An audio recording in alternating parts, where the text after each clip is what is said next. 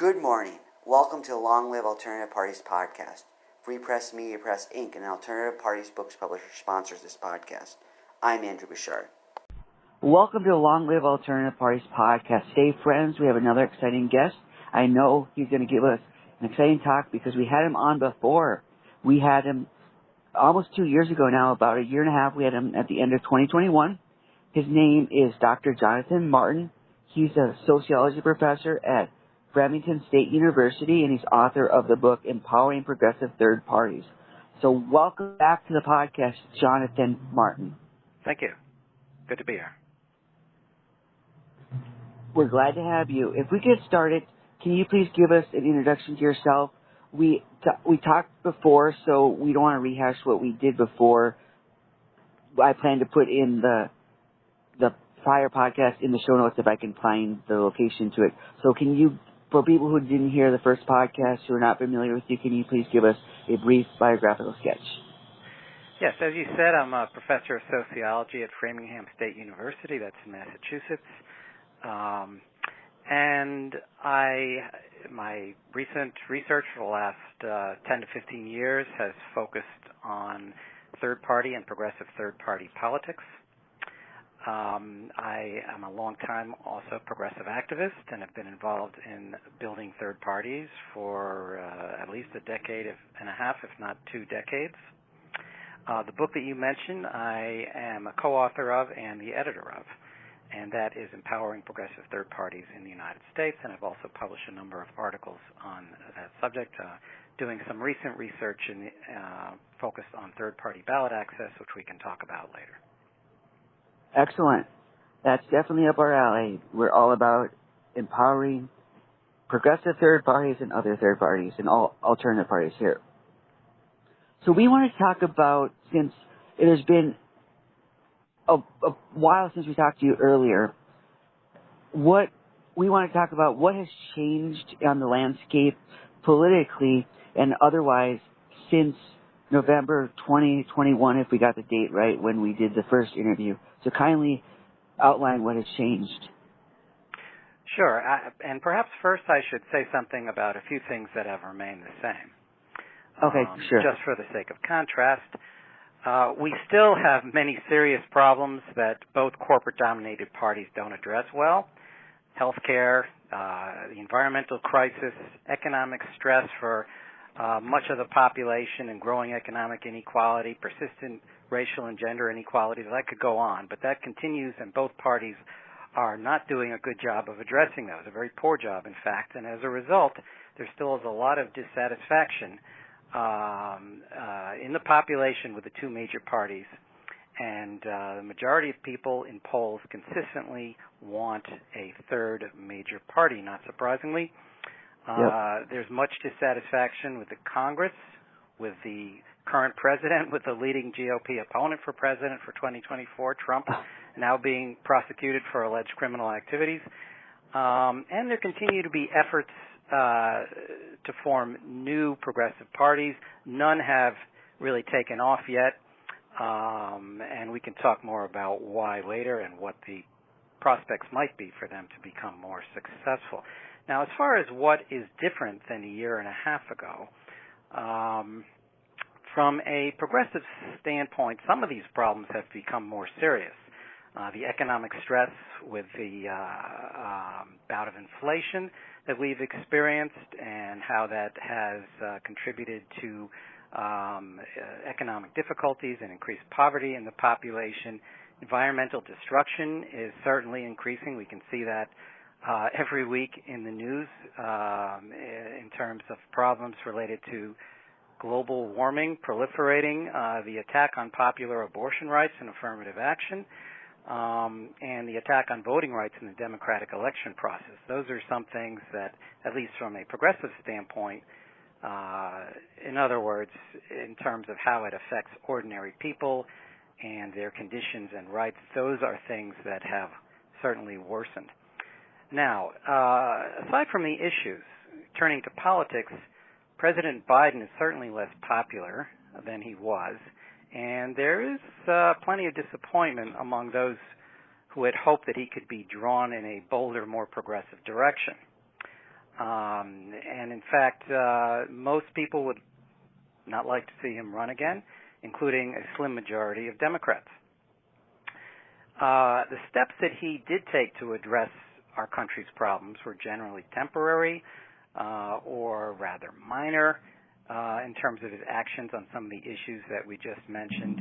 And even progressive Democrats in general have been less effective than hoped. I'm talking about than some had hoped. I'm talking about Bernie, AOC, and the Squad. Their agenda has largely been thwarted, and yet they've remained predictably loyal to Democratic establishment elites. So as far as them being some kind of a hope for change, I think that has certainly dissipated. Sure. And this failure of Democrats is increasingly seen as fueling interest in the right wing. If Democrats could be more successful, present a more bolder, popular agenda, I think that would dampen interest in the right wing.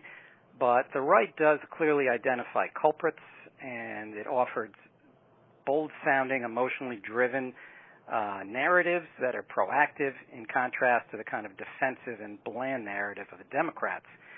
And I should say that, in my view, Democrats are structurally constrained from doing that, from doing what they could do to be more successful, in the sense that their party is heavily dominated by corporations and big money, and they are not going to stress the kind of economic, progressive, populist message that could appeal to more of those people who are drifting towards the right.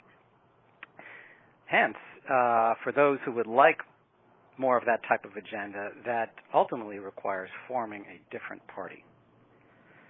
Sure. Or building a different party. And there are a few more things worth mentioning. There's the Cornel West campaign, yes, which is a reflection of left discontent with the Democrats and popular discontent. And the fact that someone of West's stature is willing to challenge Biden shows how unfavorably his performance is viewed by many progressives. We can talk more about the West campaign, but I think that's a sign of the difficulties that the Democrats are experiencing, and not because of mistakes, but because structurally of what they are. A corporate-dominated party that is not oriented towards really fighting for the average American. Now, there's also there has been an uptick in labor activism on the heels of the COVID crisis. So, yeah, we're not in the middle of the COVID crisis anymore. There's still some COVID around, but it's not at the levels that it was. And so there's a sense that, we've come out of that. And as we have, there's been more organizing on the part of workers, more strikes. And so it's not a huge increase, but it's enough of an increase that politically it's notable. And I think that has led to growing hopes by some that some part of the labor movement could move in a more independent direction, that there's that possibility because workers are becoming more assertive. And certainly there's a gap between what workers want and what the two major parties are willing to do. Yes. So given COVID's end, and you mentioned how the labor movement has been accelerating, do you think it's because of there's less constraints about it so people can go out more, or do you think it's a reaction to what a lot of commentators say COVID revealed a lot of inequalities? So, or do you think it's a combination of both? Well, I would say, it does have to do with the fact that the injustice facing many workers was revealed during the COVID crisis, where people were made to go to work and in dangerous conditions and not adequately compensated. So there's certainly that, but there's also, at that time, because a lot of people were out of work, it led to a labor shortage, which gave workers more power to press their demands. And with inflation, workers are under a lot more pressure.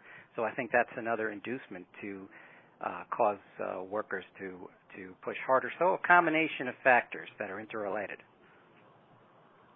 So do you think from a progressive perspective that giving those stimulus money and all that spending was a good idea? Because usually it's the right that would criticize such a thing. So do you think that's how would the progressive view inflation and all this government spending and stimulus? Well, I can't speak for the progressive view in general, but my view, which I think is a progressive one, is that was necessary to, people were desperate. They did need help. The only problem is that it was temporary help, and it didn't really change the structure of relations between those at the top and those in the middle and the bottom. Okay. And so, people temporarily got more resources to help them deal with their problems, but now that the crisis is over, they still have serious economic problems, and they don't have the help that they need. So in my view, it didn't go far enough. It wasn't deep enough.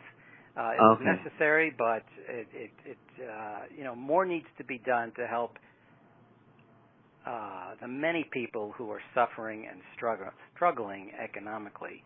And checks, while they can take the edge off and make people do better temporarily, aren't enough of a solution. Sure. So earlier you mentioned Trump's indictment, and that's something that's very big as we speak right now. Right as I was logging off, getting ready for this interview, that was one of the top stories. So do you think I hear different opinions about that this is not going to affect Trump's campaign, and some people say this is going to make it a lot worse for him. So given this major shift from now he's being indicted versus back then, how does that work for the progressive alternative parties? Well, I don't know how much of a difference it's going to make. I think it is true that a lot of his base is going to stick with him regardless of whether he's indicted, convicted, goes to jail. I think to a lot of his supporters that doesn't matter, and it might even increase his popularity or appeal to them. There are going to be some people who will be turned off by it, and in a presidential election, that slim margin of people who might drift away from him because of this could make the difference. Sure. On the other hand, I don't think Biden is really exciting to people, so he's going to have a hard time turning people out to vote for him. So I can't say in terms of the presidential election whether this is going to be critical or not. Maybe another Republican will have a chance, but so far it seems like Trump is relatively secure as being, the likely nominee. In terms of your question, how does that affect progressive third-party prospects? I think it's really hard to say at this point. I don't see it changing very much unless there's some kind of crack in the Republican Party and a conflict that causes a significant part of the party to break off and form another party. Any third party, regardless of whether it's left, center, or right, that starts to gain traction, I think could benefit the appeal of all third parties because it will make third parties seem more viable. And that's a huge obstacle to building them, is this perception that they're not viable. So sure. I'm suggesting there's a chance that it might make a difference for progressive third parties or third parties in general, Trump's indictment and the possibility of his conviction, but it's hard to say at this point. Okay. That's an interesting scenario because if the Republican Party split from Trump, if there was a faction that split and they formed their own party, people would describe it differently, yet I don't think anyone would describe it as a progressive move, yet it could, from what you're saying, it could indirectly benefit progressive alternative parties because then the fact that all these prominent Republicans are going into an alternative party would make alternative parties in general more legitimate in the eyes of the public. That's true. There could be other dynamics that would make a difference in terms of how the vote is split in different places and what that might mean for a third-party candidate who can't win a majority but could win a significant minority of votes. They could start to become more competitive. My orientation is bottom-up, though, and so I'm more interested in encouraging people to run in third parties where they can be more successful, which is at lower levels. Nevertheless, in terms of the legitimacy of third parties, I think that could be affected by a split in the Republican Party. So, yeah, that's a possibility, but I don't think it's certain. Whether it's likely, I think that's debatable. So far, the party's been able to hang together through a lot of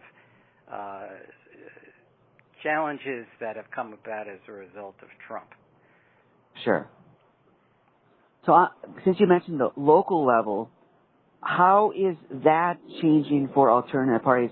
Has, in the last couple of years since we spoke, a year and a half since we spoke, has things on the local scene in various areas changed to make it more conducive for alternative parties, particularly progressive ones, to flourish?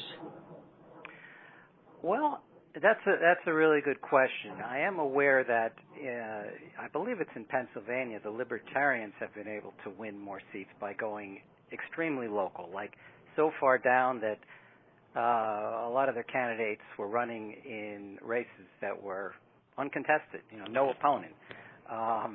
So I think that's an innovation, and other parties, including progressive third parties, should look at some of those races where there's little or no competition as a way of getting their foot in the door. Yes. But other than that, I don't believe local conditions have changed that much. There are a lot of places in the country where it's essentially dominated by one party, and it's a great opening for third parties to become a second party. There you go. And overcome the lesser evil dynamics that can affect voters in three-way races. So I think that's an opportunity that still exists and has yet to be really exploited by third parties. Sure. You were telling me before we did this interview that you've been doing some research in the meantime since we did the last one. So what can you describe that research to our audience? Yes. It's focused on how often in how many states minor parties can compete for state legislative seats without having to spend a lot of time and energy and resources getting statewide ballot access. Okay.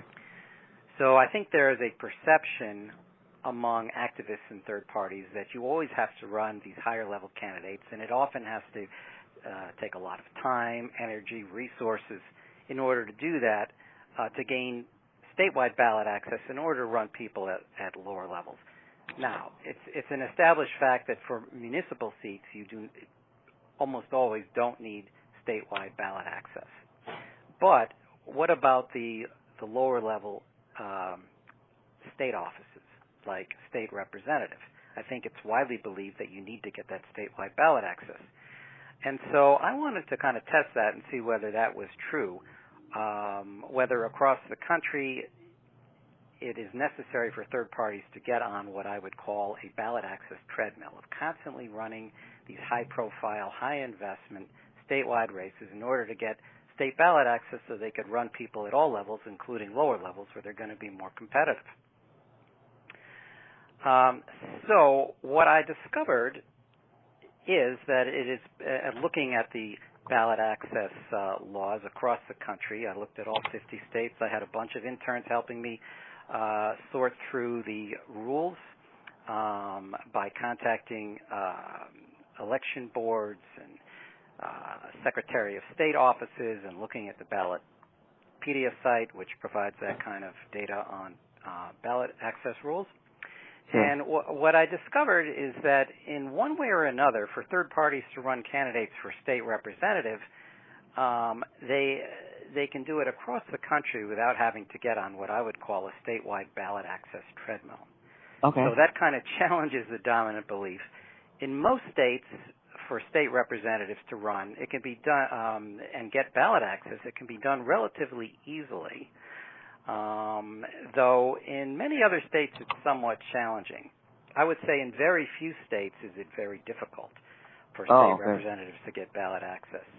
And alternative methods for them to get access, I'm saying an alternative to getting statewide ballot access, but getting on the ballot, would be something called self-designation, and that's possible in 22 states, almost half of states. As a state rep candidate, you are able to choose your own label. and you do not need to be affiliated with a party that has statewide ballot access. And so that's a way that you can run as a third-party candidate with very little effort. And that is not widely known. No. And I haven't heard about that. Yes, self-designation. So, and then there's another option. In 14 states, it's possible to get a statewide ballot line relatively easily because the rules are different in one state versus another state. In every state, they're somewhat different, and in about 14 states, it's not really that hard to get statewide ballot access, either by petition or more commonly by running a low-profile statewide candidate. So someone you don't have to invest a lot of effort in, not Secretary of State, not governor, but something lower, could be state auditor, state treasurer, where if you just win a certain small percentage of the vote, you can get statewide access. And that's true in 14 states. And so that's kind of a low investment way of getting the access for people at all levels. And then in 19 states, it can be difficult to do either one of those two things. There's no self-designation is not allowed. The requirements for getting statewide ballot access for a party are very challenging. But in those states, people affiliated with third parties can run as independents or in certain cases as nonpartisans while associating informally with a minor party. So they're going to be on the ballot as an independent. There, in those states, 19 states, that is the easiest way of getting on the ballot and functioning as a third-party candidate, not officially being one, but informally associating in one's literature and one's public statements with that party so that people come to identify you with that party even if you're not on the ballot as a third-party candidate. You'll be on the ballot as an independent. Sure. Those are all alternative ways of candidates for state representative getting on the ballot as a third-party candidate or a third-party associated candidate without their party having to go through these huge, expensive, time-consuming efforts constantly to maintain ballot access. Okay. So I'm sorry, go ahead. Yeah. So the more that people are aware of that, I think the less they will feel, that is, third-party activists, the less they will feel committed to channeling so much of their energy and so many of their resources towards those high-profile statewide campaigns and focus more on running candidates at lower levels where they're more likely to win and challenge the common perception that third parties can't win, which, as I said, is a huge obstacle to their being able to win at higher levels. Definitely. So it sounds like your research is very practical. It's not something abstract that we're wondering about, but something alternative parties can apply. That's right, and I should stress that it's relevant to any third parties across the spectrum, left, right, center. And in my view, if any of those parties become more successful, as I've mentioned, it'll benefit other parties. So I'm hoping to disseminate this information, write some kind of a short, accessible, popularly oriented article through which people can digest this information and make use of it. Okay. So is the research completed, or are you still doing it right now? Oh, yes, it's completed. I just need to write it up and publish it. Oh, good. So, I forget, I got my master's in sociology, yet I don't always remember this stuff. So, how long is that going to take to get that published? Well, originally I was thinking of trying to publish it as an academic article, but that can take a long time, and relatively few people read it.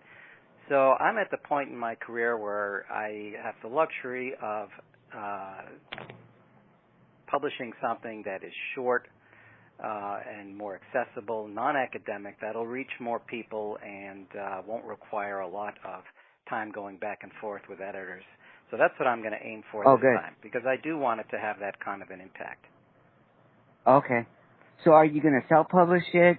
in like the book form, or are you not decided yet? I think I'm aiming to publish it on a website somewhere that has articles that come out monthly or weekly that anyone can access. Okay, fair enough. Like something like Counterpunch that I published there before, where people publish politically oriented articles that they have certain message or information that they want to get out quickly. That's my orientation. So that might be the place, or it could be something similar. Okay. So what sociological theories and prior studies did you use as a starting point for this? A theory. Well, one theory that I find is relevant is the theory of hegemony. Okay. I don't know if you've heard of the theorist Antonio Gramsci. He's a Marxist, Italian Marxist from the early 20th century. And in his view, a lot of what was preventing a change of our system, a revolution, whatever you want to call it, to something that was more democratic and serves the interests of the vast majority of people. A lot of what prevented that was just the belief that it is not possible, and kind of a culture of optimism and hope, and a sense that alternatives are viable. And there's more to the theory than that, but that's certainly a significant part of it. And so, you might wonder why, if I found that there are plenty of opportunities to run these lower level state candidates without engaging in more top-down, energy-intensive electoral efforts. Like, why aren't more people in third parties aware of that? And yes.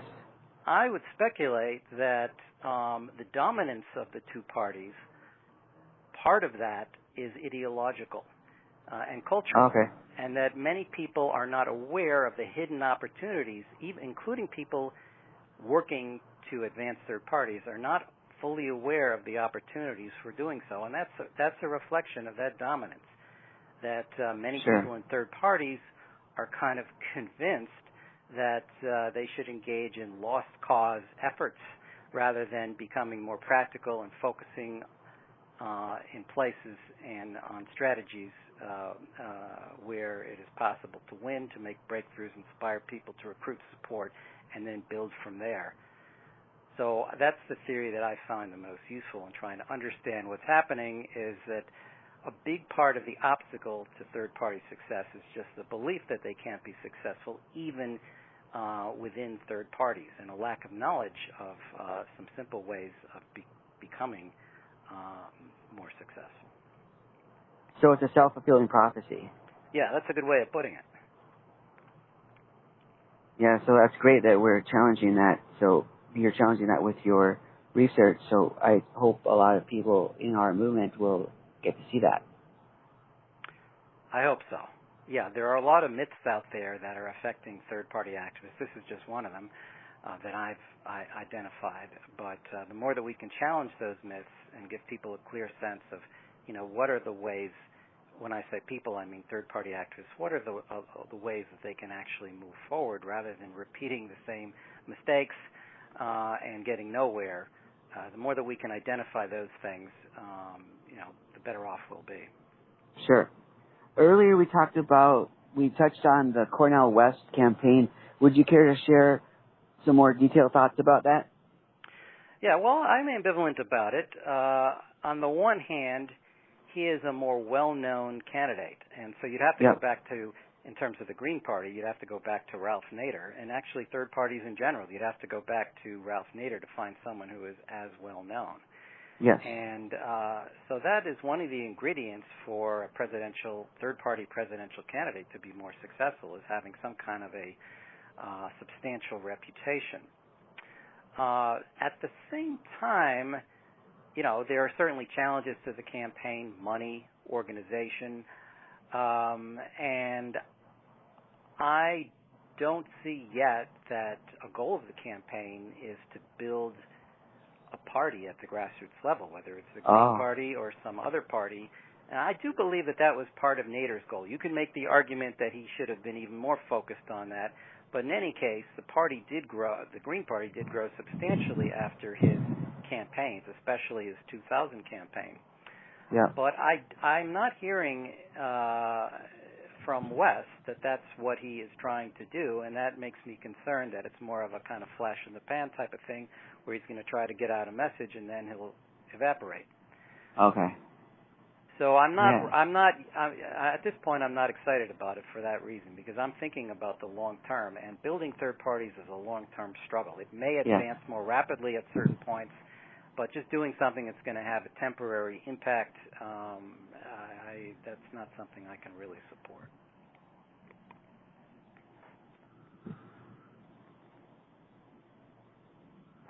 So if West were to become more oriented towards party building, I would feel more enthusiastic about what he's trying to do. Sure. Interesting analysis. So, Jonathan, we talked about your research, and you said that you're planning on releasing that in some time. In regard to your book that we discussed at the top of the interview, Empowering Progressive Third Parties, where can our audience find that book? Well, you can get it on Amazon. You can go to the publisher's website, which is Routledge, ROUTLEDGE, Routledge.com, and okay. you can search for it there. It's not cheap, so it may be found at certain libraries where you can get it for free, or used copies on Amazon. I'm not a big fan of Amazon. I prefer smaller publishing houses or bookstores, but Sure. That's one way that you can get it. All right. And besides that, is there any other way our audience could support you? Well, I wouldn't ask them to support me personally, but in terms of my political efforts, I am involved with a group called Progressive Party Builders.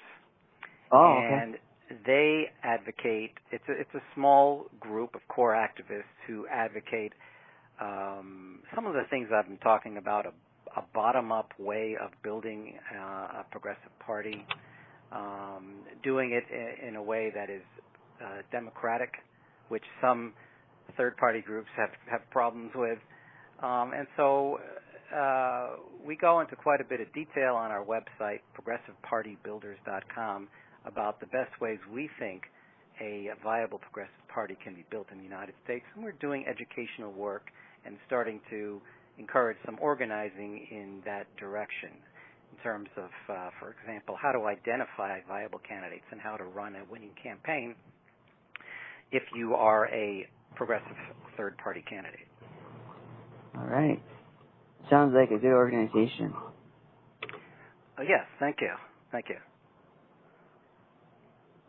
We thank you for coming on the podcast today and talking about your research, and I trust our movement will apply the lessons that you learned doing that research. Thank you. I hope it can be of some use, and it's been great talking to you. I appreciate the work that you're doing, too. Thank you, sir.